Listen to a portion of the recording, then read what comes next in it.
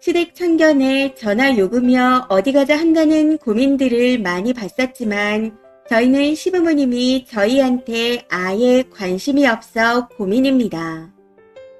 글을 올리면 많은 비방 댓글들이 달릴 걸 알고 있음에도 익명의 힘을 빌려 용기 내어 쓰는 거니 읽어주시면 감사하겠습니다. 현실적으로 저희 입장도 한번 살펴봐 주시고요. 더 솔직히는 시부모님 태도를 좀 고치고 싶으니 조언 부탁드립니다. 저희는 결혼할 때 시댁 지원을 한 푼도 받지 못했습니다. 남편이 총각 시절 결혼 자금을 사업자금으로 받아 썼다는 게 그 이유였죠. 결혼 전에 이런 사실을 알고 있었고 결혼 당시 저희가 모은 돈으로 전셋집을 충분히 마련할 수 있었기에 시댁에 기대지 않았습니다. 그럼에도 서운한 마음이 생기는 건 어쩔 수 없더라고요. 해서 시댁에 소홀히 대한 것도 사실이고요. 그런데 시댁은 제 행동에 별 말씀이 없으셨고 오히려 아무 상관없는 듯 보였습니다. 첫째가 태어났을 때도 고생했다, 수고했다는 말뿐이었고 그 뒤로도 손주에 대해 궁금해하시거나 보고 싶어 하는 일이 없었습니다. 그냥 손주에 대한 애착 자체가 없어 보였죠. 친정 부모님은 아침에 해만 뜨면 첫째 아이가 보고 싶어 안달이었는데 시댁은 그 흔한 영통 한번 하자는 말씀도 없었습니다. 그런데 문제는 요즘 제가 처한 현실입니다. 저는 둘째를 임신 중이고 남편 수입 4,500 정도로 생활하고 있습니다. 첫째는 친정엄마의 도움으로 어찌어찌 키웠지만 이제는 친정엄마도 큰오빠네와 합가한 상태라서 시댁 도움이 절실합니다. 그래서 저희 사정을 솔직히 다 말씀드리고 금전적인 도움을 요청했지만 거절당했네요. 이후 그럼 둘째 아이를 낳고 일하고 싶으니 아이 양육을 도와달라고도 했었지만 이마저도 거절당했습니다. 제가 이해가 안 되는 건 시부모님이 일을 하시거나 아프시거나 경제적 여유가 없는 것도 아니라는 겁니다. 일정 수입도 있고 엄청 건강하세요. 그런데 자식들과 손주는 나몰라라 하고 그저 본인들끼리 여행을 다니십니다. 친하게 지내는 지인들과 놀고 맛집 다니는 게 하루 일과예요. 저희한테 줄 돈은 없다면서 돈을 엄청 쓰고 다니시죠. 캠핑, 낚시 용품 등을 비싼 걸로 풀세트를 구입해서 들고 다니시고 여행이나 맛집 탐방도 한 달에 몇 번씩 즐기십니다. 자식들은 죽어나든 말든요. 형님한테 듣기로는 제 행동이 서운해서라기보다는 형님이 시집 올 때부터 원래 그러셨다고 합니다. 자식한테 큰 미련 없고 아쉬울 것도 없고 부부 사이도 좋아서 두 분만 노는 걸 좋아하신다네요.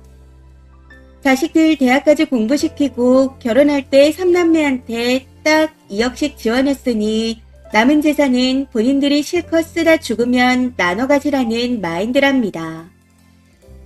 형님이나 시누이는 2억이라는 돈을 구경이라도 해봤지만 저는 남편이 미리 쓰는 바람에 보지도 못한 돈입니다. 그리고 아들들한테는 칼 같지만 막내딸은 이쁘신지 시누이한테는 정확한 액수는 모르나 2억보다 돈이 더 간 상태입니다. 저희 아이는 본체 만체고 시누 아이들은 또 엄청 예뻐하고 챙기시죠. 돈은 일찌감치 포기했고 아이만 좀 봐주면 맞벌이해서 조금 더 나은 생활을 할 수 있을 것 같은데 이마저도 거절하니 막막합니다. 자식이나 손주한테 정이 있으면 그걸로 비벼보기라도 할 텐데 두 분만 있으면 되는 분들이시라 어떤 말도 안 통하는 상황입니다. 손주가 이쁘지 않냐, 보고 싶지 않냐 물어봐도 엄청 예쁘지. 왜 안 예쁘겠어. 이런 말씀만 하시고 끝입니다. 조만간 찾아뵌다 해도 어디 가실 거라고 니들 살기 바쁜데 올 필요 없다고 거부하세요. 그렇다고 멀리 사는 것도 아니고 저희는 경기권, 시부모님은 서울에 사십니다.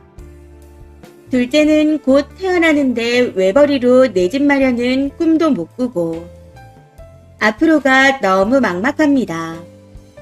이 정도로 자식이 죽는 소리 하면 들어줄 만도 한데 정말 완강하세요.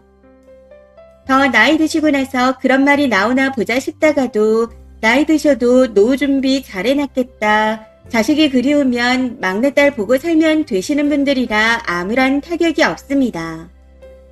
오히려 답답한 건 저네요. 이제부터라도 뭐든 해보고 싶은데 시부모님이 저희한테 바라는 게 전혀 없습니다. 이 상황을 어쩌면 좋을까요? 댓글입니다. 첫 번째, 친정에서 지원받으세요. 애 핑계 삼아 돈 뜯어먹으려는 사악한 마인드네요. 그리고 경제적 여건이 마련되지 않은 채 둘째를 가진 이유는요? 이미 잘하는 며느리도 아닌데 시부모님은 무슨 죄를 지어서 고생해 번 돈을 며느리한테 써요. 착각 말아요.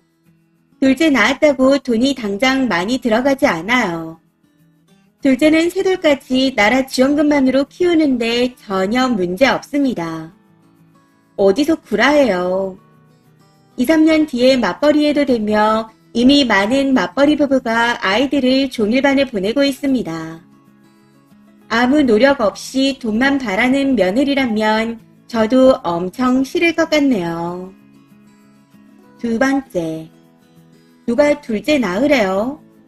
애는 자기들이 좋아서 낳아놓고 무슨 나가서 일을 해야 하니 애를 봐달래요.